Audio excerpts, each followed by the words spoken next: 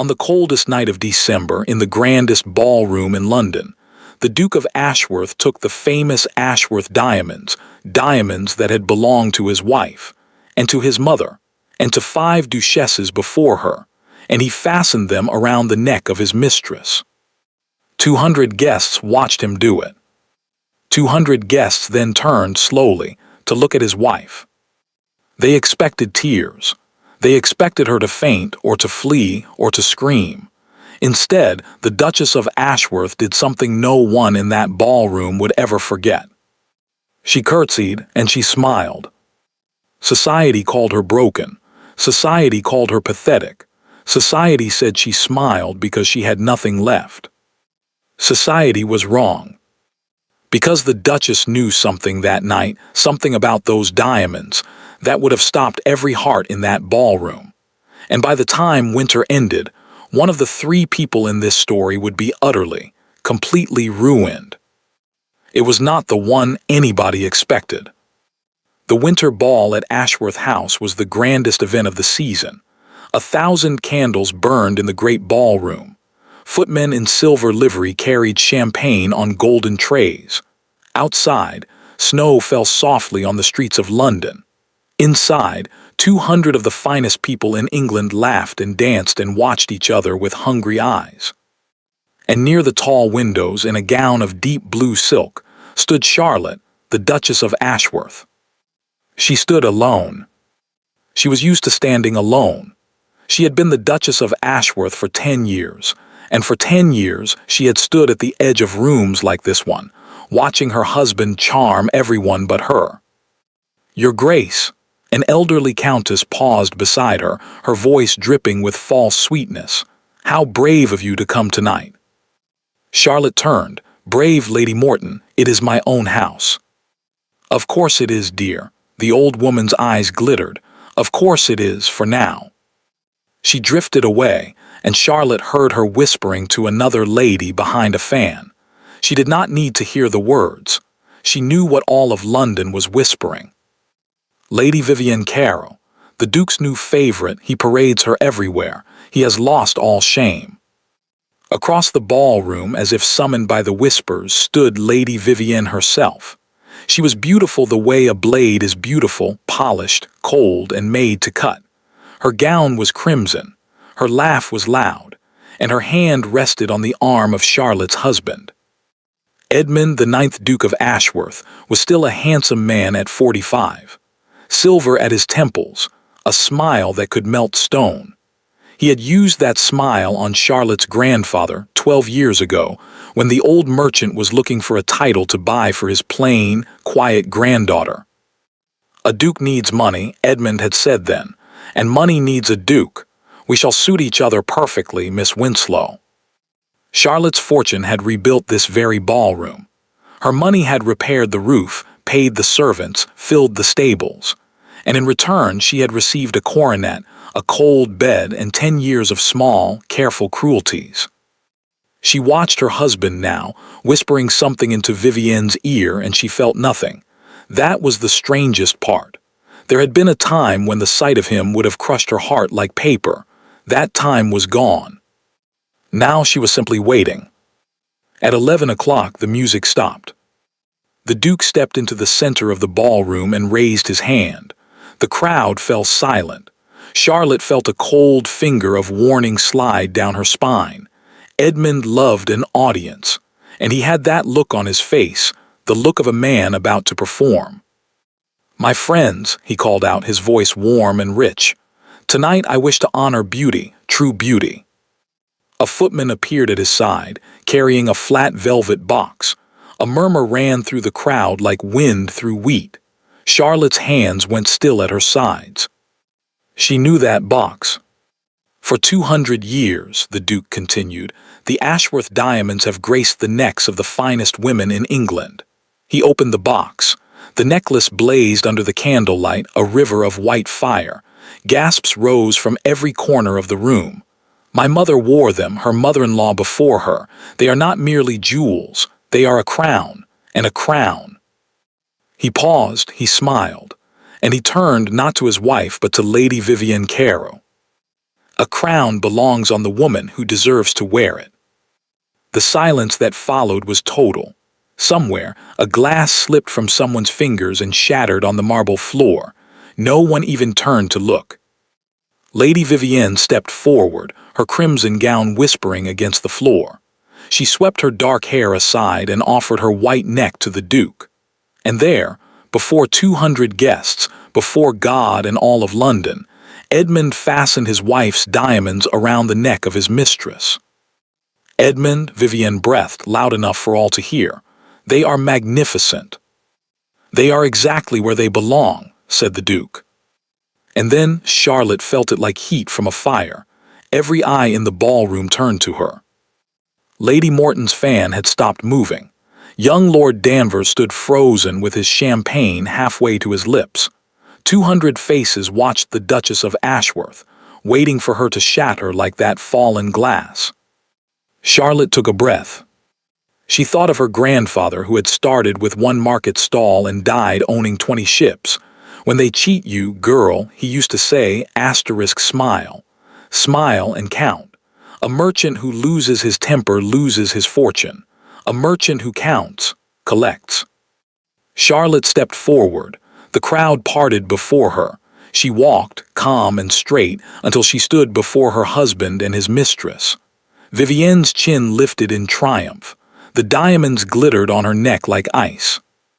The Duchess of Ashworth sank into a deep, perfect, graceful curtsy. "What a memorable evening," she said, her voice clear as a bell. "Lady Vivienne, the necklace suits you, truly. I could not have chosen better myself." And she smiled. It was not a broken smile. It was not a trembling smile. Later, no one could quite describe it. Lady Morton would say it was the smile of a woman saying goodbye. Lord Danvers would swear it was the smile of a card player laying down her hand. Only one person in the ballroom felt a flicker of unease, deep beneath his triumph, and that was the Duke himself. For one heartbeat, looking into his wife's calm gray eyes, Edmund felt like a man standing on ice, hearing the first faint crack. Then the moment passed. Vivienne laughed. The music started again. The Duchess turned, nodded politely to her frozen guests, and walked out of the blazing ballroom alone, her head high, while behind her 200 voices exploded into whispers. The carriage was dark and cold. Betsy, her maid, sat opposite her, and the poor girl's eyes were red and swollen. "Oh, Your Grace," Betsy whispered, wiping her cheek. "The whole house is talking of it already, the shame of it. Before all those people, the diamonds, your diamonds." She broke into fresh tears. It's wicked what he's done to you." Charlotte gazed out the window. Snow was falling on London, soft and white and endless. In the glass, she could see her own faint reflection, and she was still smiling. "Don't cry, Betsy," she said quietly. "But Your Grace, how can you bear it? How can you smile?" Charlotte turned from the window. In the darkness of the carriage, her gray eyes were perfectly calm. "Because, my dear Betsy," she said, "if you only knew what that woman is actually wearing around her neck tonight, you would smile too."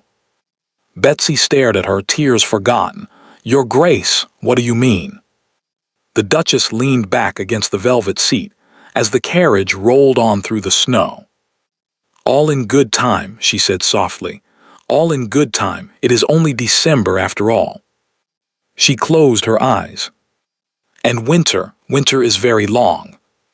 To understand what the Duchess knew that night, we must go back. Back before the ball, back before the whispers, back to the beginning. Charlotte Winslow was 19 years old when the Duke of Ashworth first came to her grandfather's house. She was not a beauty, and she knew it. She was quiet, plain, and clever, and in the world she was born into, only the first two were noticed. Her grandfather, old Josiah Winslow, had built a fortune from nothing. One market stall, then a shop, then a warehouse, then 20 ships crossing the sea with tea and silk and spice. But money, in England, could buy everything except the one thing Josiah wanted for his granddaughter: a place among the great families, doors that would never open for a merchant's child. And then one spring afternoon, a duke walked through their door. Edmund was 33 then, and glorious. He complimented Josiah's brandy. He complimented Charlotte's quiet good sense. He never once looked at the worn carpet or the merchant's rough hands with scorn, not openly. "I shall be honest with you, Mr. Winslow," he had said with that warm, easy smile. "Ashworth is a great name attached to an empty purse. My father left debts. I need a wife of fortune. But I promise you this, your granddaughter will be a duchess, and I will treat her with honor." Honor, Charlotte would learn over 10 long years, exactly what that word meant to Edmund. It meant a wedding at St. George's with 400 guests, where the groom's friends smirked behind their gloves at the merchant's granddaughter in her too fine gown. It meant a wedding night, and then a marriage of separate rooms, separate lives, separate hearts. It meant hearing him say to his friends when he thought she could not hear, "One does not discuss poetry with one's banker, gentleman, nor with one's wife," and the laughter that followed. It meant 10 years of small cruelties, each one too small to protest. Her chair placed slightly apart at dinners, her opinions cut off mid-sentence, her birthday forgotten every year without fail. But Charlotte was Josiah Winslow's granddaughter, and while her husband ignored her, she did what her blood knew how to do. She counted. She saw the household accounts when the steward thought she wasn't looking. She saw what Edmund spent on horses, on cards, on tailors, on women. She saw her grandfather's fortune, her fortune bleeding away year after year. And when Josiah died, God rest him, she discovered the last gift the wise old man had left her. "Your grandfather was a careful man, your grace," said Mr. Pembroke, the family solicitor, a small gray man with kind eyes. "The marriage settlement he wrote is unusual. Half of your fortune was paid to the Duke upon marriage, but the other half remains in trust in your name alone. Your husband cannot touch it. He cannot even see it." "Does the Duke know how much it is?" Charlotte had asked. "The Duke," said Mr. Pembroke carefully, "has never once asked me a question about money that he did not want answered with a check. He knows the trust exists. He believes it to be modest." The old solicitor allowed himself a very small smile. "He has never inquired further. Arrogance, your grace, is a kind of blindness." Charlotte had folded her hands and said nothing, but she remembered. Smile and count. The diamonds came into the story 6 months before the winter ball, on an ordinary Tuesday in June. Charlotte rarely wore the Ashworth necklace. It lived in the strongbox in the library, and it came out twice a year for the grandest occasions, because tradition demanded that a duchess wear it. She did not love it. How could she love a thing that Edmund's mother had worn while calling her, the little shopkeeper, asterisk to her face? But she respected it. It was 200 years of history. It was worth a fortune. That June, a state dinner was announced, and Charlotte took the necklace out to have the clasp cleaned. She carried it herself to Garrard's, the royal jewelers, as she always did. Old Mr. Fenn, the head jeweler, put his glass to his eye. Charlotte watched his face. She watched it change. "Your Grace." His voice was very quiet. He set the necklace down as if it had burned him.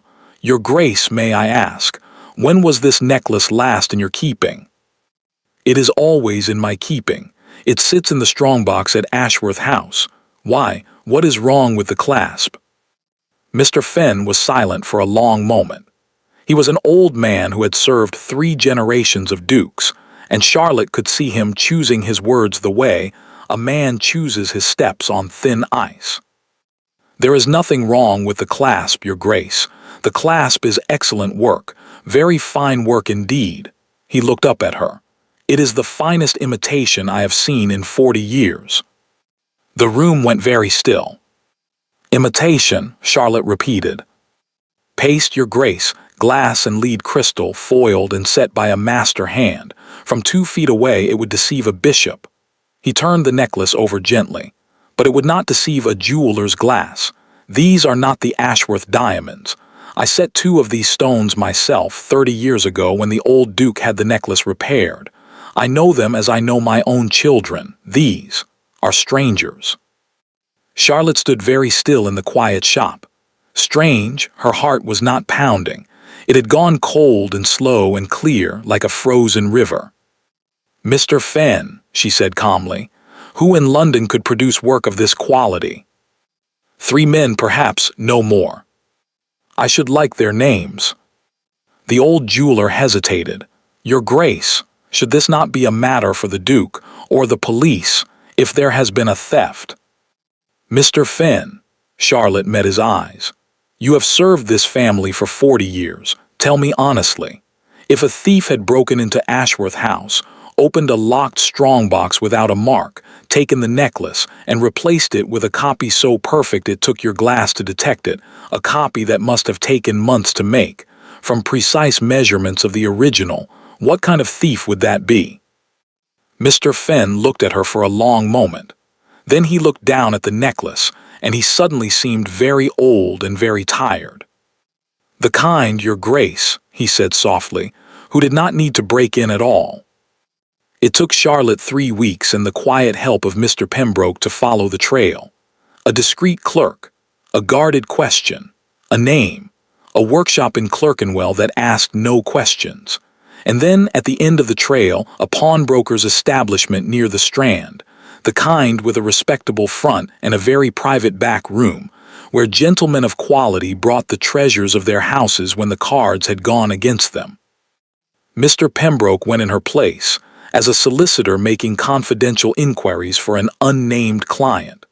Money changed hands, and on a gray afternoon in July, in the back office of that pawnshop, Mr. Pembroke was shown a ledger.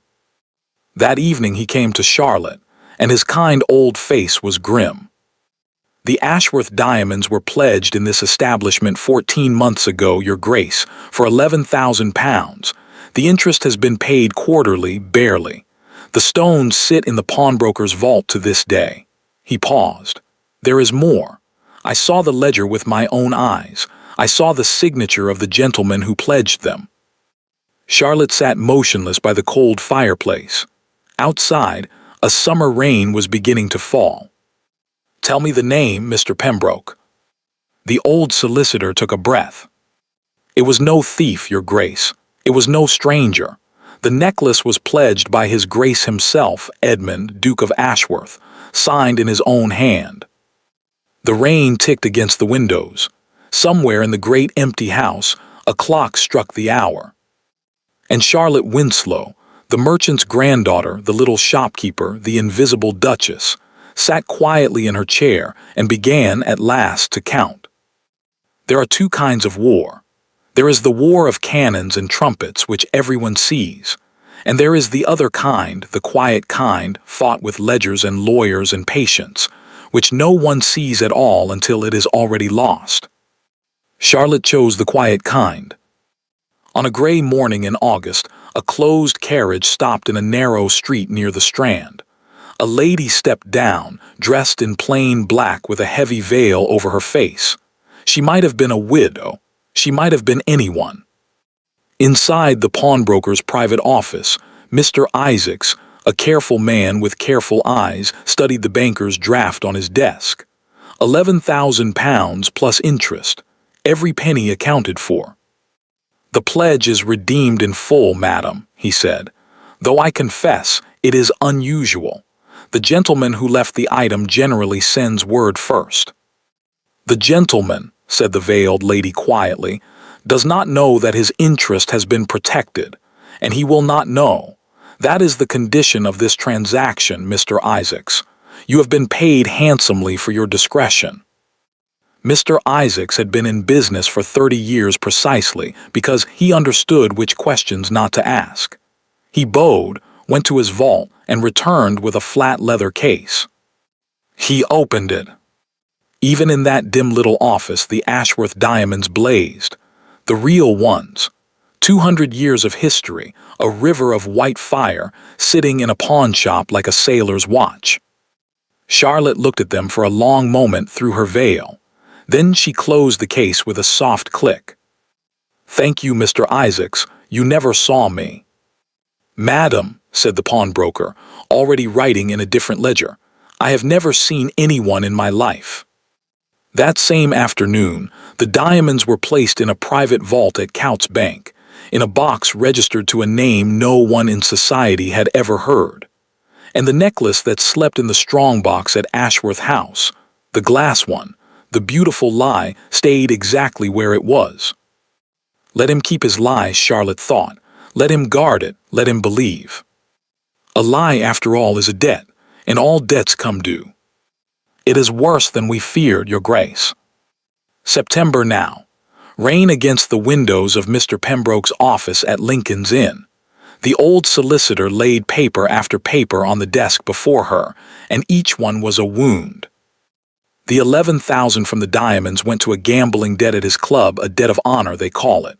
Mr. Pembroke's voice was dry as dust, but it was a bucket of water on a burning house. His Grace owes money everywhere, to the banks, to the moneylenders, to his wine merchant, his tailor, his coachmaker. He has borrowed against the London house. He has borrowed against next year's rents. He has even— The old man hesitated. He has even borrowed against the hope of your death, Your Grace. There is a policy. Forgive me. Charlotte sat very still. How much altogether? Near £70,000, perhaps more. He hides debts even from his own steward. Pembroke removed his spectacles and rubbed his eyes. Your Grace, the truth is simple. The Duke of Ashworth is a ruined man. He simply hasn't fallen down yet.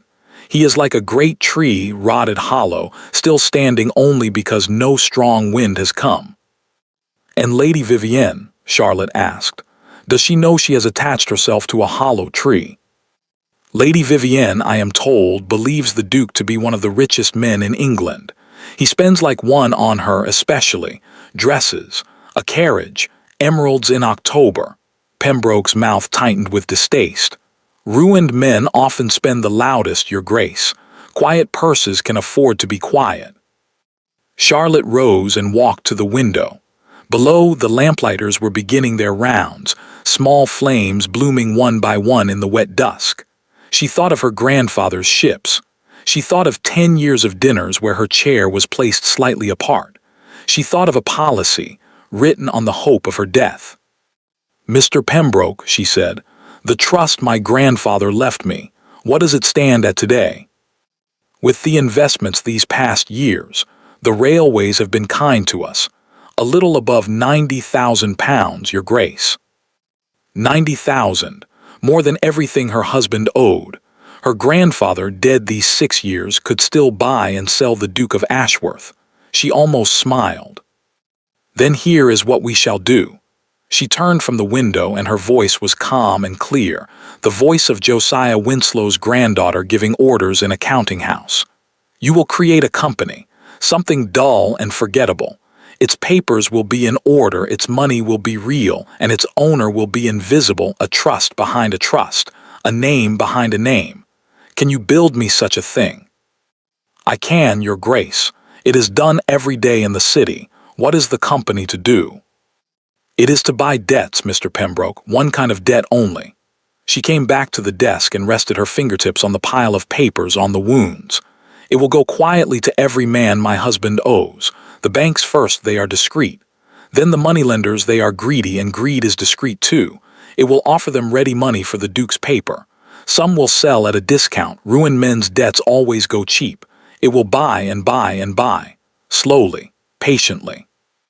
Over months, so no one sees a pattern. Mr. Pembroke had gone quite still. He was looking at her the way Mr. Fenn, the jeweler, had looked at the false diamonds, as a man discovering that the thing before him was not what the world believed it to be.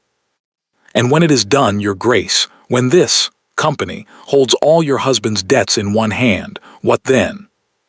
Then, Mr. Pembroke, we shall wait for winter. Charlotte drew on her gloves, one finger at a time. My husband believes I am a piece of furniture he purchased 12 years ago. He believes my silence is weakness and my patience is stupidity. He will go on spending and preening and parading that woman through my house. Let him. Every pound he borrows, he will be borrowing from me. Every candle in every ballroom mine. The emeralds on Lady Vivienne mine. He will owe his coat, his carriage, his dinner, and his pride to a stranger he has never met. She picked up her veil. And on the day of my choosing, only then, the stranger will knock on his door. For a long moment, the only sound was the rain. Then old Mr. Pembroke, who had served the law for 40 years and thought he had seen everything in it, did something he had never done in his life. He stood up from his own desk and bowed to her deeply, slowly, from the waist, as men bow to royalty. "The company will need a name, Your Grace," he said. "Something dull, as you say, forgettable." Charlotte paused at the door, and for the first time that gray afternoon she truly smiled. "My grandfather's first ship, the one he bought half-share when he was 22, the one that made everything after it possible. Do you remember what she was called, Mr. Pembroke?" The old solicitor thought for a moment, and then slowly he smiled too. "The Patience, Your Grace. She was called the Patience." "Then we shall call it Patience and Company." Charlotte lowered the veil over her face. "It amuses me, and no one else will ever understand the joke until it is far, far too late." That October, a dull little firm called Patience & Co. quietly purchased its first paper. A note of hand for £4,000, signed by His Grace the Duke of Ashworth, sold at a discount by a banker who was glad to be rid of it. The Duke never noticed. That same week, he bought Lady Vivienne a sable cloak for the coming winter on credit. He was borrowing, though he did not know it from his wife. And in 2 months' time, at the great winter ball, he would stand before 200 guests and fasten a necklace of glass around his mistress's neck, while his wife, the richest person in the room, curtsied and smiled. After the winter ball, the Duke stopped pretending. Within a week, Lady Vivienne Caro's trunks arrived at Ashworth House. Officially, she was a guest for the season. Everyone knew what she truly was. Her boxes filled the great hallway. Her perfume filled the corridors. Her voice, that loud, bright, cutting laugh, filled rooms that had been silent for years. And on the second morning, at breakfast, the Duke made his wishes plain. "Charlotte, the blue apartments face the garden and get the morning light. Lady Vivienne suffers from headaches. She will take those rooms." He did not even look up from his newspaper. "You may have the East Rooms." The East Rooms. The small, cold rooms above the kitchens, where they had once lodged an elderly aunt no one wanted to see. Betsy wept as she packed. The footmen carried the Duchess's belongings up the narrow back staircase, and none of them could meet her eyes. In the corridor, Charlotte passed Lady Vivienne, who stood watching the procession with a small, satisfied smile, twirling something on her finger. The keys. The household keys, the keys that belonged by 200 years of custom to the Duchess of Ashworth. "His Grace felt," said Vivienne sweetly, "that the running of the house was a burden on you, my dear. You seem so tired lately. I shall manage everything now. You needn't trouble yourself about a thing." Charlotte looked at the keys, glittering on the white hand. Then she looked at Vivienne's throat, where the necklace of glass and lead, worn almost daily now, flaunted at every dinner, caught the winter light. "How kind," said Charlotte. "You seem born to carry other women's things." She walked on, up the servants' stairs, before Vivienne could work out whether she had been insulted. But that night, alone in the cold East Rooms, listening to laughter float up from her own dining room, from her own table, bought with her own money, Charlotte pressed her face into her pillow. Patience was a plan. Patience was a strategy. But even the strongest woman is still a woman, and some nights, even generals weep. She permitted herself 1 hour of tears, one only. Then she sat up, dried her eyes, lit a candle, and wrote a short letter to Mr. Pembroke. "How much of the 70,000 do we now hold? See." The reply came 2 days later, hidden inside a folded pattern for embroidery, in the old solicitor's careful hand. "As of this week, 41,000, Patience, madam, is proving a profitable ship. P." The colonel arrived on the 9th of January. with the worst snowstorm of the winter at his back. Charlotte was in the library, one of the last rooms in the house that still felt like hers, when she heard the commotion in the hall. A man's voice, deep and warm, and the old butler, Hodges, sounding happier than he had in years. "Colonel James, God bless my soul, we had no word, sir, no word at all." Colonel James Ashworth was the Duke's first cousin, the son of the old Duke's younger brother. He had gone to India with his regiment 15 years ago, a penniless young officer with nothing but a good name and a strong back. Charlotte had met him only once, briefly, at her wedding. She remembered a sunburnt young man who had bowed over her hand and said, "My cousin is luckier than he deserves, Your Grace," and had seemed, unlike everyone else that day, to actually mean it. Now he stood in the hall shaking snow from his coat. 40, broad-shouldered, his face weathered brown, a scar above one eyebrow. He had come home with a colonel's rank, a modest fortune honestly earned, and as London would soon learn, no patience whatsoever for nonsense. "Cousin," the Duke came down the stairs with his arms wide, all charm, already calculating. A cousin with India money was a cousin worth charming. "You should have written. We'd have killed the fatted calf." "I wrote 3 times, Edmund." James's voice was mild, but his eyes were not. "Perhaps the letters are under the bills on your desk." There was a small, awkward silence. Then the Duke laughed too loudly and swept his cousin in to dinner. That dinner told Colonel James everything. He saw a woman he did not know sitting at the foot of the table at the Duchess's place, wearing what looked, to his untrained eye, like the famous Ashworth diamonds, and laughing at all of Edmund's jokes before Edmund finished them. And he saw, halfway down the table's side between an empty chair and a deaf old vicar, the actual Duchess of Ashworth in a plain gray dress, being served last by embarrassed footmen. Nobody spoke to her. James watched this arrangement for 2 full courses, saying little. Then, when the fish was cleared, he rose, walked the length of the table, and before every guest, before the Duke, before Lady Vivienne's astonished eyes, moved the empty chair and sat down beside the Duchess. "Your Grace," he said quite clearly into the silence, 15 years ago at your wedding, you were kind to a young officer nobody knew. I have not forgotten. Would you do me the honor of telling me what on earth has happened to England while I've been away? I find I don't recognize it." He said it looking at her, but everyone at the table understood what he had truly said, and to whom. Charlotte looked into his steady, weathered face, and for the first time in longer than she could remember, someone in that house was seeing asterisk her, not the merchant's granddaughter, not the discarded wife, not the furniture, simply her.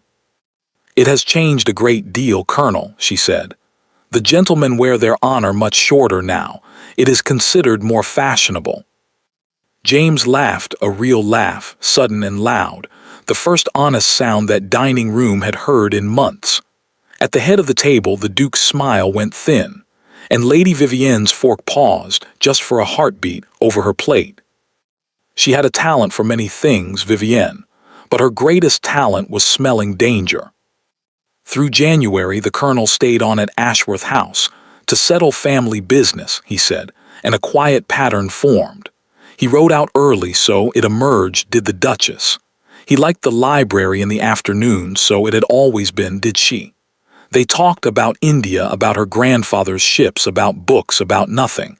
He never once flattered her. He never once pitied her. Either would have driven her away. He simply kept moving the chair.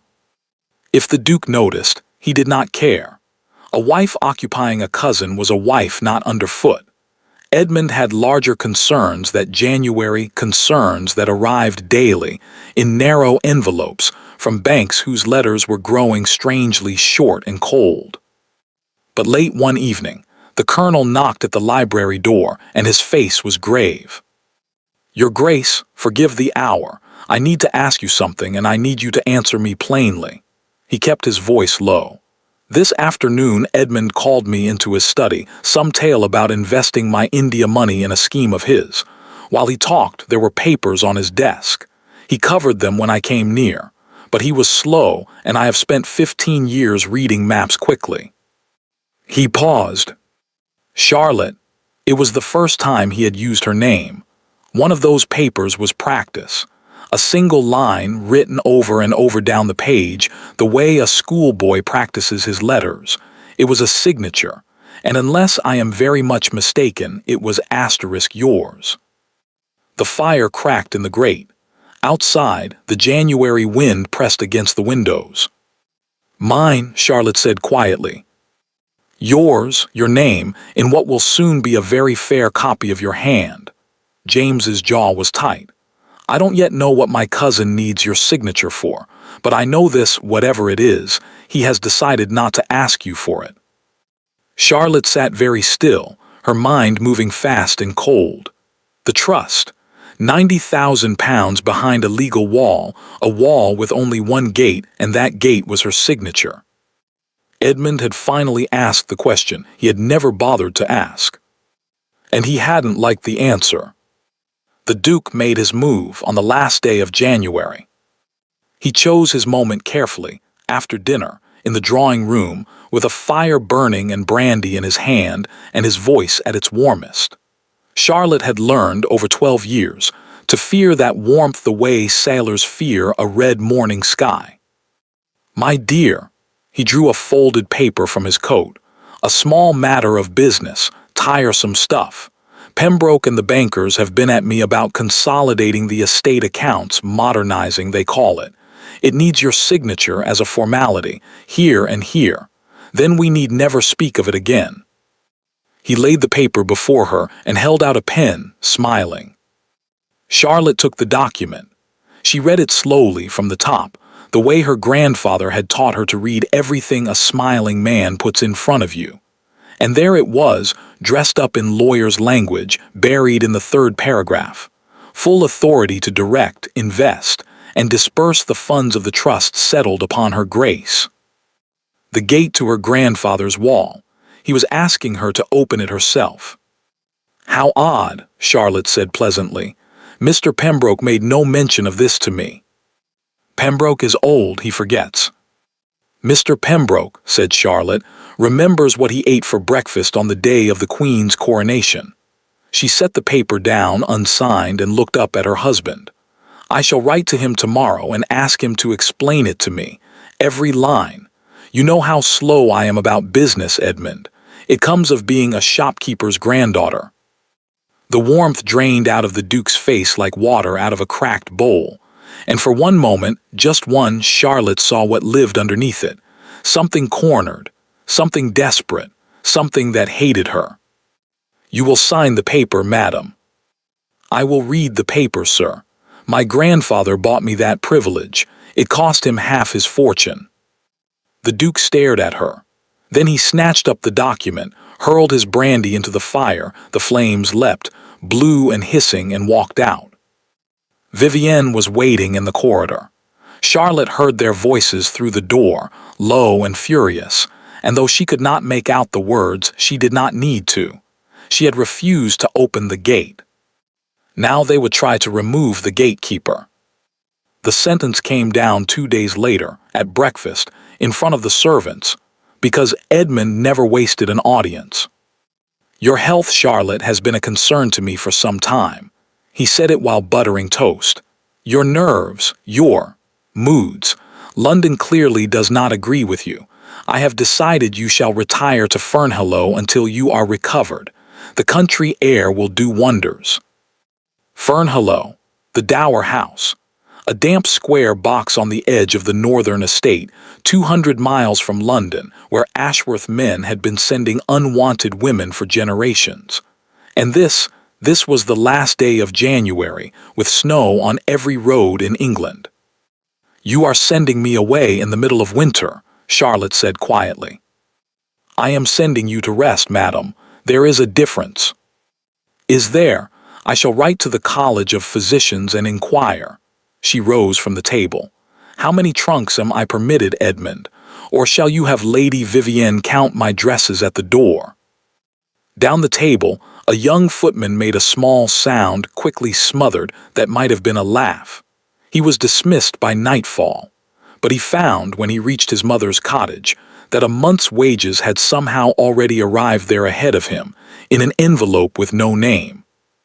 The Duchess of Ashworth left London 3 days later in falling snow. The servants lined up in the hall to see her off, every one of them, though no order had been given, and old Hodges the butler wept openly as he handed her into the carriage. From an upstairs window, Lady Vivienne watched, wearing a mourning gown and the glass diamonds, victorious. Society talked of nothing else for a week. Banished, discarded.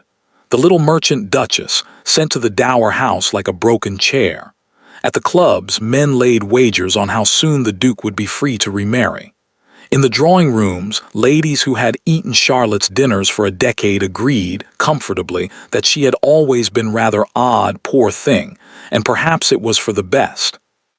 Only one voice in one club spoke against the current. Colonel James Ashworth, when a grinning baronet repeated the joke about the broken chair, set down his glass, stood, and said with terrible mildness, "I have known men flogged for less honest work than that lady has done in that house. Say it again, sir, and you may choose your friends." The baronet did not say it again, but the story traveled, as stories do. And in her cold little parlor at Fernhallow, when it reached her in one of Betsy's letters from her sister in London, Charlotte read it 3 times and sat for a long while looking at the fire. Here is what the Duke never understood, what men like the Duke never understand. He thought he had buried her. He had, in fact, set her free. At Fernhallow there were no watching eyes, no Vivienne rustling down the corridors, no husband demanding signatures. The nearest neighbor was 5 miles off. The post came twice a week. And the Duke, satisfied that his wife was rotting quietly in the north, never once thought to ask what she did with her days. What she did was run a war. Mr. Pembroke came up from London the first week of February to review her Grace's household expenses, and stayed 3 days. The ledgers came out of his traveling case. Patience & Co., that dull little firm, had been busy. £53,000 of the Duke's paper now slept in its files. The moneylenders had sold eagerly, at 8 shillings on the pound. They knew rot when they smelled it. 2 of the 3 banks had quietly followed. "The last of it is stubborn," Pembroke reported. "A private loan of 9,000 from Lord Carew." He paused meaningfully. "Lady Vivienne's uncle." "So the lady's own family holds a knife to him too." Charlotte almost laughed. "Buy it. Offer Lord Carew his full sum. He'll sell his niece's protector for face value and think himself clever. And then, your Grace, it is done. Every pound. There will not be a candle lit in Ashworth House that you do not own." Charlotte walked to the window. The moors rolled away white and endless under the February sky, and she found, to her own surprise, that she had never in her life felt less like a woman in exile. "Not yet," she said. "Not until he swings the axe first. When he moves against me openly, Mr. Pembroke, and he has practiced my signature, he is past the point of shame, the world must see him strike an innocent woman. Then and only then does patience knock on his door. I will not merely win. I will be seen asterisk to have been wronged. That is the only victory society understands." Old Pembroke looked at her, the plain, quiet girl he had first met at a wedding 12 years ago, and thought that somewhere, old Josiah Winslow was on his feet, applauding. The colonel came north in the 2nd week of February, through vile roads, staying properly and correctly at the coaching inn in the village, and calling at Fernhallow every single day. They walked the frozen gardens. They argued about books. He taught her a card game from the officers' mess. She beat him at it by the 3rd evening, and he laughed until the windows rattled. Neither of them said anything that could not have been printed in the parish newsletter. Neither of them needed to. On his last day, he was summoned to Edinburgh, regimental business, a matter of weeks. He stood in the doorway turning his hat in his hands like a boy. "I don't like leaving. I'll say it plainly. I don't trust my cousin, and I don't trust the quiet." He took out a card and wrote on the back, This reaches me day or night. If anything feels wrong, Charlotte, you send one word and I will be on the next train north or south or to the devil's own doorstep. Promise me." "I promise, James." She watched his carriage until it was a black speck on the white road, and did not entirely understand why the house felt colder after. 4 days later, Betsy came running into the parlor with a letter from her sister, who was, by no accident at all, now employed as a housemaid at Ashworth House in London. Charlotte read it once, then again slowly. Then she stood up so quickly that her chair scraped the floor. "And Milady V has been at his grace all week about the great necklace, She says if she is to wear it she must have it insured against thieves, proper with Lloyd's like a lady of quality. His grace said no and no and no. He was in a fearful temper about it, but Milady stamped and wept and locked her door, and yesterday his grace gave in, all grey in the face he was. The insurance gentlemen come to the house Thursday week, They are bringing their own jeweler to value the stones." Betsy watched her mistress's face, bewildered. Is it bad news?" Charlotte lowered the letter. Her heart was beating hard and slow, and outside the February wind was rising over the moors, and when she spoke it was barely above a whisper. "They are going to put a jeweler's glass to it, Betsy." She looked up, and her eyes were shining. "Thursday week, in my husband's own drawing room, in front of witnesses from Lloyd's of London, someone is finally going to look at that necklace." Thursday came. The gentlemen from Lloyd's arrived at Ashworth House at 11 o'clock precisely. 2 insurance men in sober black, and between them a small, neat person with gold spectacles and a leather case. Mr. Aldous Wick, consulting jeweler, a man who had valued the treasures of half the great houses of England. Lady Vivienne received them in the great drawing-room. She had dressed for the occasion as if for a coronation, and the necklace lay before them on a bed of black velvet, blazing in the winter sunlight. The Duke stood by the window. He had said almost nothing all morning. A servant would later swear that his Grace's coffee had trembled in its cup at breakfast, and that he had twice started letters and twice burned them. "A celebrated piece," said Mr. Wick pleasantly, sitting down to the velvet. "The Ashworth necklace. I have wanted to see it my whole professional life. With your permission, my lady." He screwed the glass into his eye and bent over the stones. The clock on the mantel ticked. Vivienne examined her rings.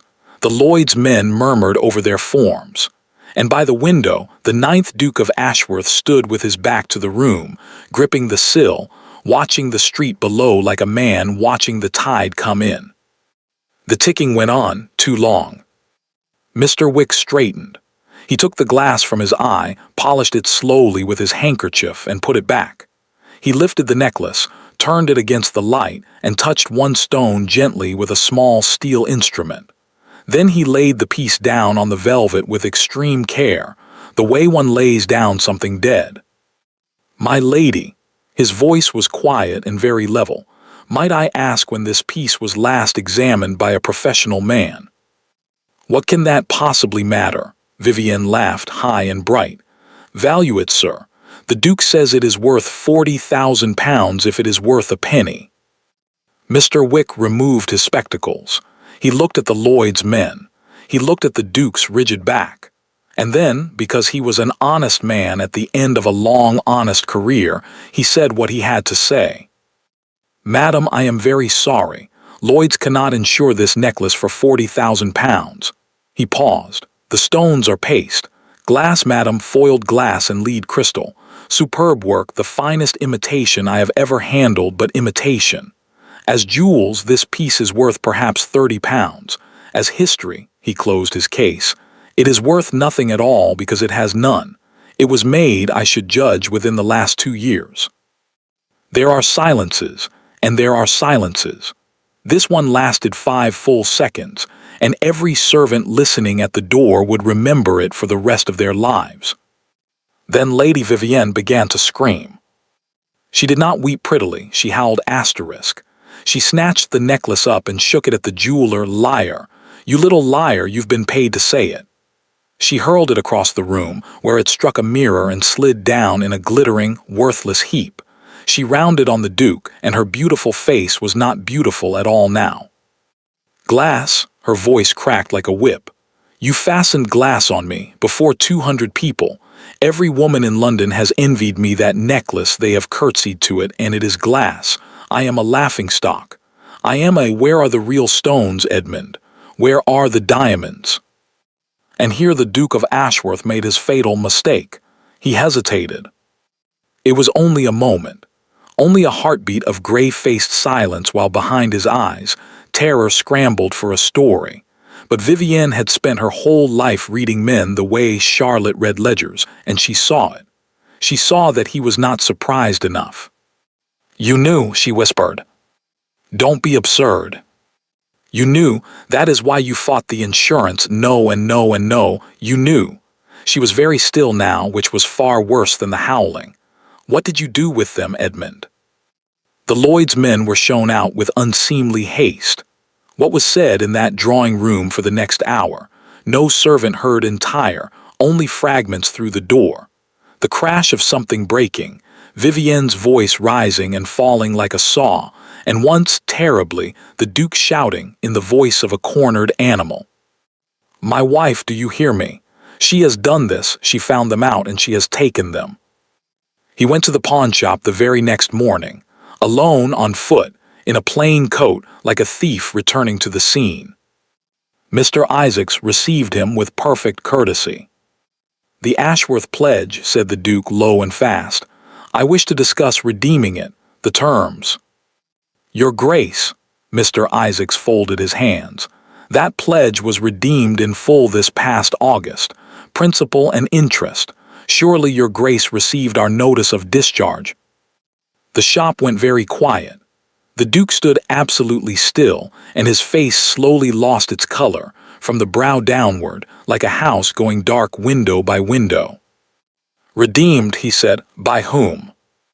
By a representative of the interested party, your Grace, a lady. She did not leave her name. A pause, delicate as a scalpel.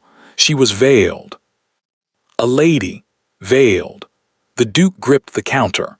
There was no mystery to solve. There was only one woman on earth who could have known and traced it, and paid £11,000 without blinking, and said nothing for 6 entire months, while she curtsied to his mistress and smiled.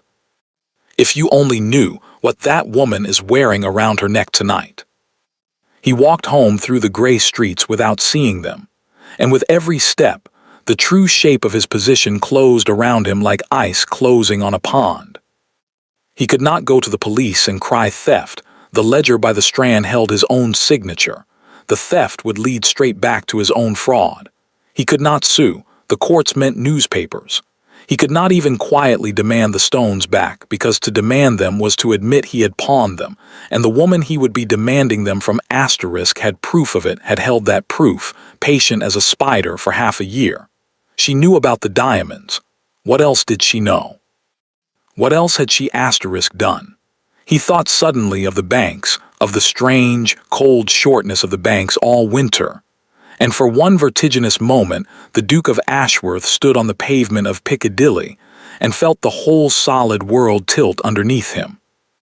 She had to be silenced, not punished, silenced, disarmed, made into someone whose word was worth nothing, whose papers could be seized, whose signature could be exercised on her behalf by her legal guardian, her husband. He did not have the word for it yet. Vivienne gave it to him that night.